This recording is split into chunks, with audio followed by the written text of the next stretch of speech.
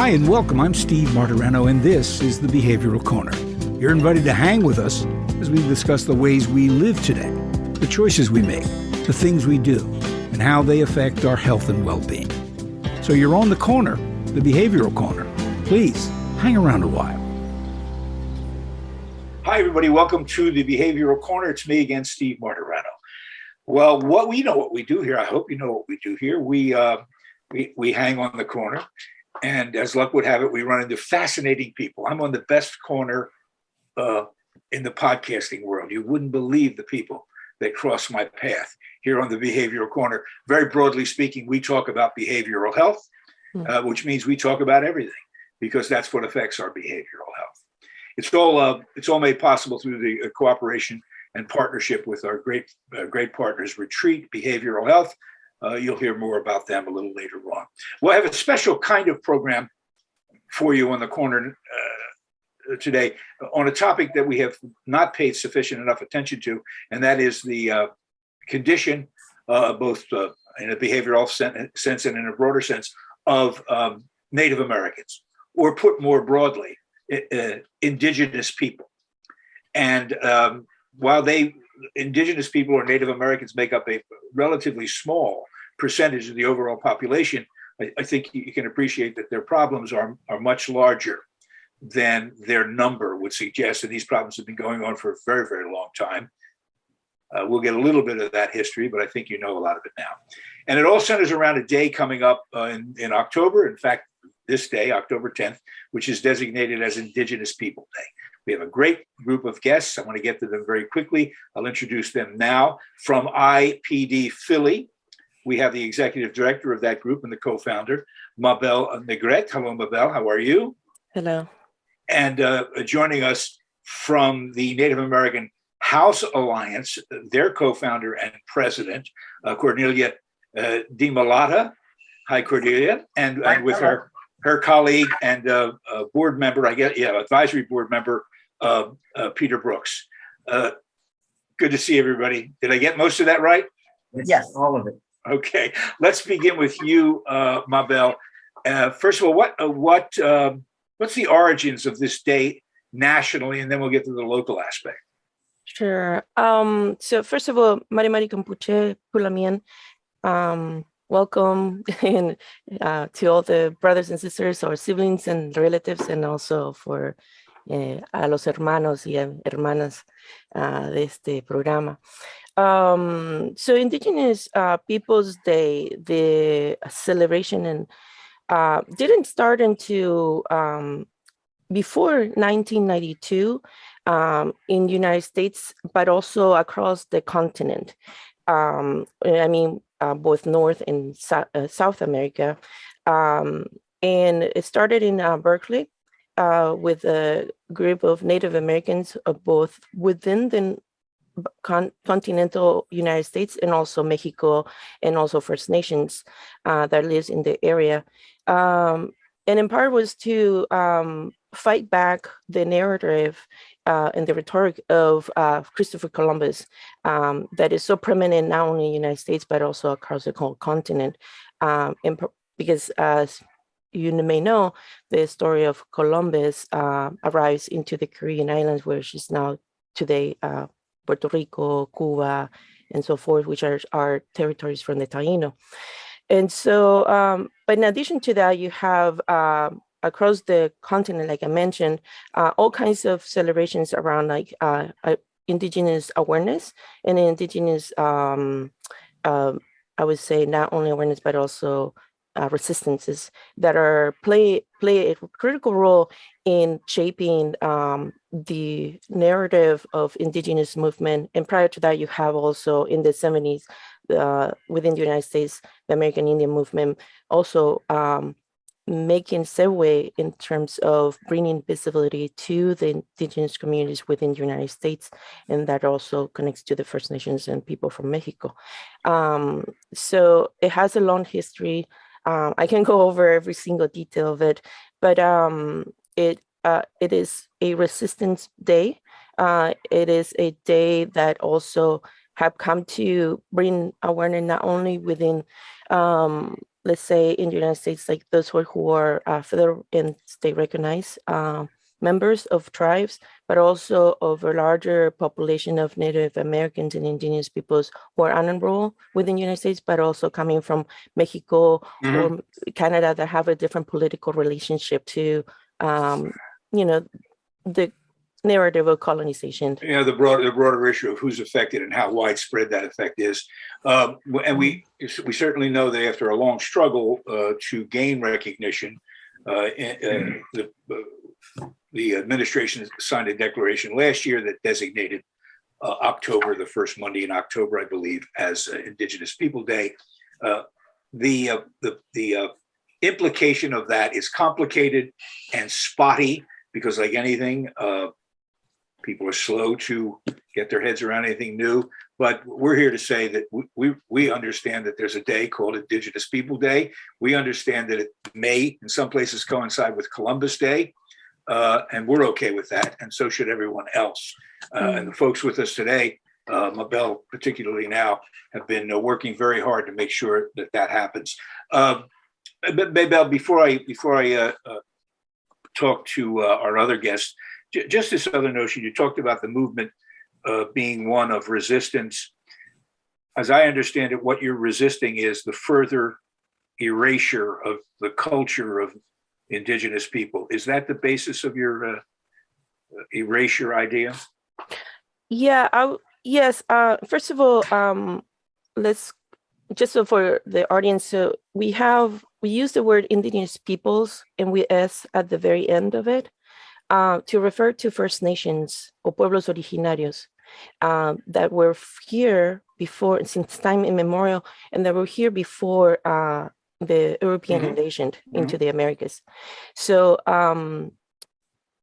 yes, the narrative that we're trying to counter is the racist narrative that came out of that push into the continent, and then actually little by little, through wars, through genocide, through forced assimilation, and other forms of, whether by institutionally now, because now we have different nation states like Mexico, like Canada, that are now confronting this narrative in different perspective, because we're talking about over thousands of nations, not only within the United States, but all the way up, all the way up to Tierra del Fuego and the territory where I come from, which is Mapu, and that was also divided by both Chile and Mexico and Chile and Argentina. I'm sorry. Yeah, this is not uniquely a North American problem, that's for sure. Let's move along here. I want to talk to our other two guests. Cornelia, how did you come to co-found, and what exactly is the Native American House Alliance? The Native American House Alliance is an organization that we started in 2019. And we started it to preserve the culture of the Native American people and also to promote the Native American experience and the history of Native American people. But along with that, we also do a lot of social service here. When I helped start this, there was a lot of people that were in need of social services, health services, education, vocational training. None of these needs were being met for the Native American person. So I said, okay, we need to start something, and we need to start building this idea and letting it grow so that we can help the Native American community here. There are over 9,000 Native Americans here in Philadelphia. And how many in Pennsylvania? About 20,000. About 20,000 in Pennsylvania.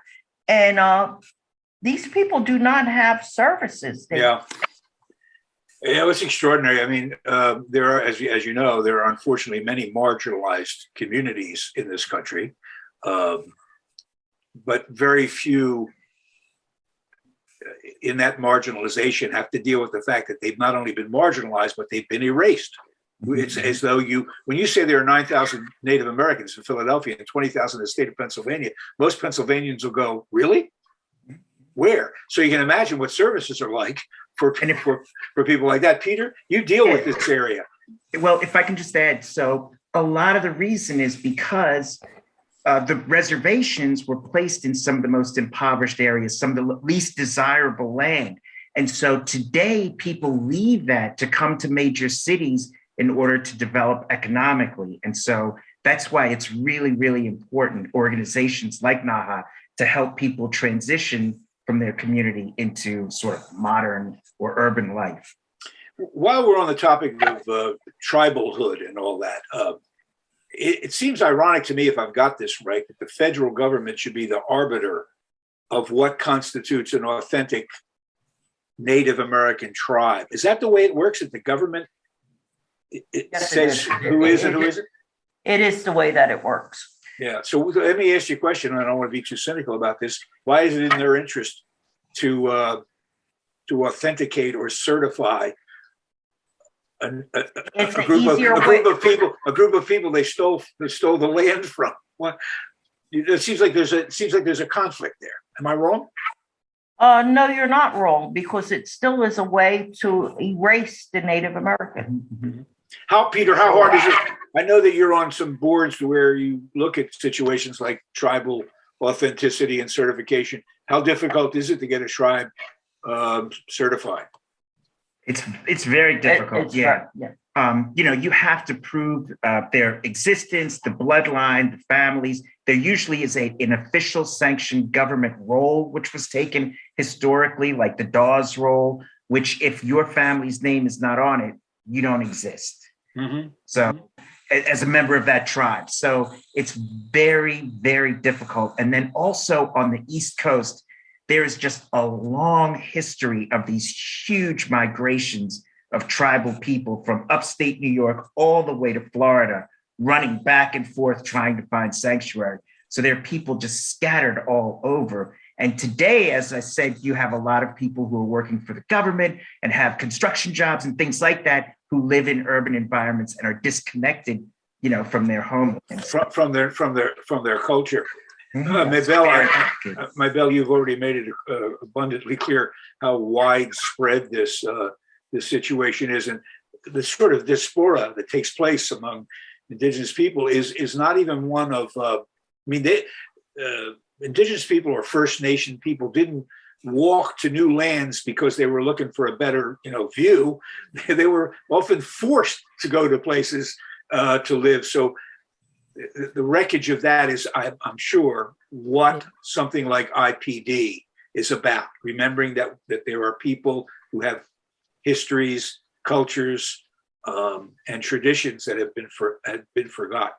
And let me just say, added to what my colleagues were saying, is that the diaspora and the forced removal, and also what happened here in the United States, just as happened in Canada, also is happening even today across the continent. And previously, we have within the Latin American history that is also very colonialized perspective.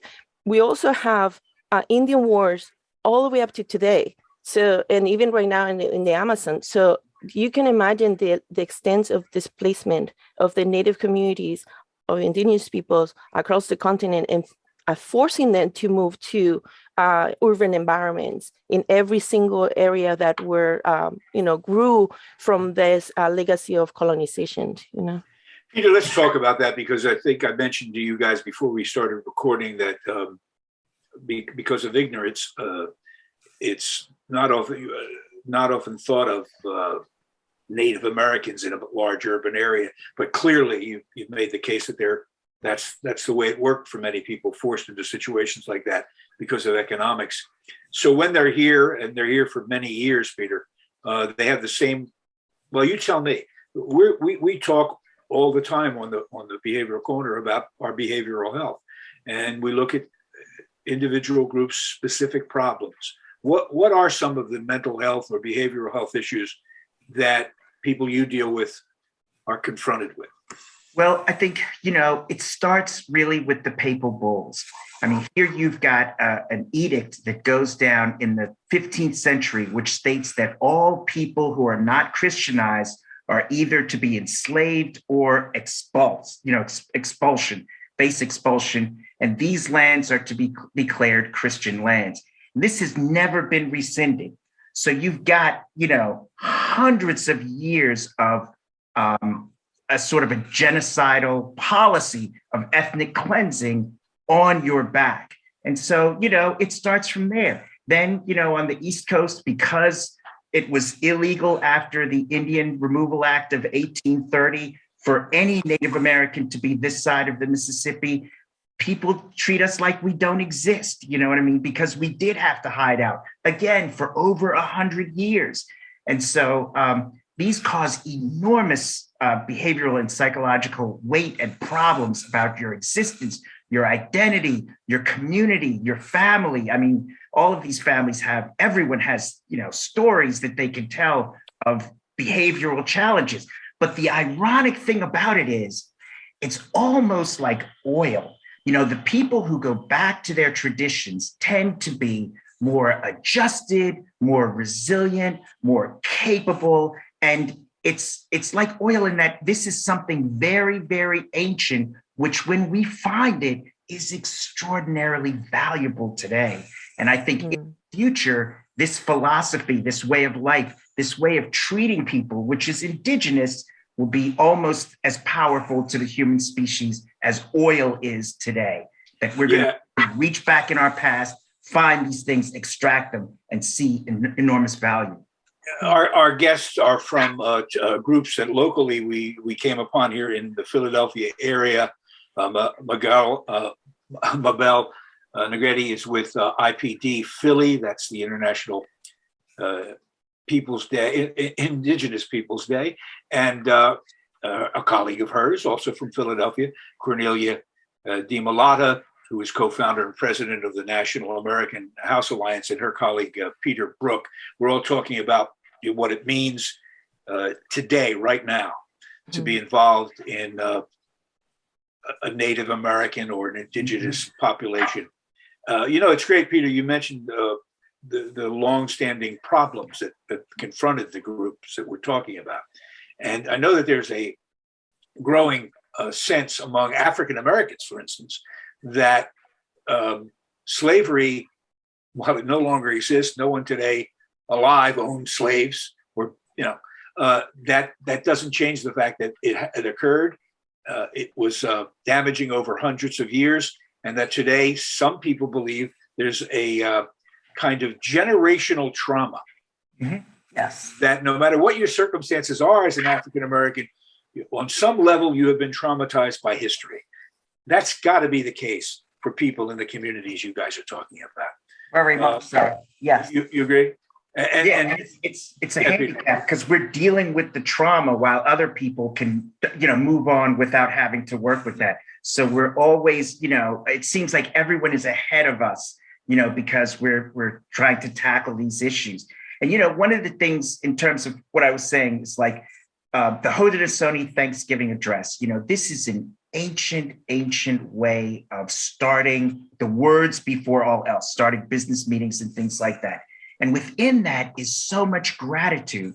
And it's gratitude which has been found to be the antidote for depression, loneliness, and anxiety. So these ancient things, when we find them, have real value to modern behavioral health. Mm-hmm. And it's unfortunate in certain communities of indigenous people, the stereotype of the inebriated Indian from the old Westerns, while a horrible characterization, has a basis in truth, because this was a way to keep people docile and non-threatening. And now there's a residue for that, for sure, as well as the same problems that accompany despair in any other community. I mean, we know that we have a drug problem in this country. It must be incredibly acute in places of the despair you're talking about. Yes, hey, and we're on the verge of another huge traumatic event with the Indian Child Welfare Act of 1978. It looks like the Supreme Court is going to overturn that. And this is going to be another generational traumatic event that we have to face, which is imminent. And it's going to be really hard. This act was formed because there was a preponderance of taking Indigenous children away from their families. And so the Congress made this illegal to do this and to give the tribes first deference, when children had to be taken. And now this is going to be eliminated by the Supreme Court, and it's going to have far-reaching implications because we've got all this historical trauma of our children being taken. So wow, I wasn't aware of that. Thanks for sharing. What's that act that's before the court? The Indian Child Welfare Act of 1988. Well, listen, we have a short window here to talk about a very big topic. I wanted to draw attention to those issues for sure, because that's what we do on the corner. But I also wanted to remind people about Indigenous People Day. It's being celebrated. I guarantee you, wherever you hear this podcast, it's being celebrated nearby. Go look for it. In our area in Philadelphia, there's lots going on. Most of it's taking place, Cornelia, right where good old Billy Penn signed a treaty way back when. Tell us a little about what's going on in the Philadelphia area regarding Indigenous People Day. So, go ahead. Go ahead. That's for you to say, Mom. Yeah. So it's going to be this coming Monday. It's going to be from 11 to 5 o'clock in the afternoon. We are going to have a panel of Indigenous and Native American speakers, as well performers. Primarily, the performers are coming from the Lakota, the Seminole, Cree. We have members also of the Quechua, as well as also from the Mexico region, which is one of the groups of the Campatrinase that has members of the region, from there, from many indigenous communities. One more thing that I just want to point out, and that was just to wrap up. Recently, also in New York, they did a study about the Indigenous and Native American population and the health after COVID. And they find out that many of the indigenous community, not only from within the United States, but also from Mexico particularly, were heavily impacted by the mistreatment and also the lack of resources. And this is very particular. That's why we make it pan-indigenous, this issue, because it's super important to understand the dynamics in which the United States operates. And then the same way we see it, people of our relatives from here in North America, and I say our relatives because I come from Chile, so it's very far away from the continent for political reasons also. We were pushed this way, but it's important to acknowledge that there's needs so much more resources for understanding the health conditions of the Indigenous and Native American populations. And then for our event, we hope to give an insight culturally to everybody to understand that, like you're saying earlier, we're still here in terms of peoples and nations. We're still celebrating our cultures in different ways, and we're resilient. Mm-hmm. Well, I want to thank all of you for joining us and shedding more light on IPD in general and the problems that are still being confronted by Indigenous people. Peter, Cornelia, and Mabel, thanks for joining us on the corner. And I hope we can have you back again. I would tell everybody that this is being recorded before, but it'll run on our site all week. It's going to be up there on the 10th. So it really is. I know that the story we've been telling is not a happy one in general, but from what I've read and seen about the day in Philadelphia, it's going to be very festive. And I guarantee you, kids will love it. Yes. Kids are fascinated by Native cultures. Yes. It's like opening a whole world to them. Take your kids to one of these events. We will have links to both these groups, and you will be able to get more information. It's amazing to watch because they understand it without having it be. Kids get it. Kids know a raw deal when they see it, and so when you tell them, you don't have to go in a lot of detail. They go, "That ain't right. That's just not right." So bring the kids. Have a good day on Indigenous People Day. Thank you for your time. Thank those of you listening. And if you want more information, we'll give you all. It'll all be on the Behavioral Corner website. Look for us, follow us, like us, and subscribe. Just hit the button. Doesn't cost anything. We'll see you next time on the Behavioral Corner. Retreat Behavioral Health has proudly been serving the community for over 10 years. Here at Retreat, we believe in the power of connection and quality care. We offer comprehensive, holistic, and compassionate treatment from industry-leading experts. Call 855-802-6600 or visit us at www.retreatbehavioralhealth.com to begin your journey today.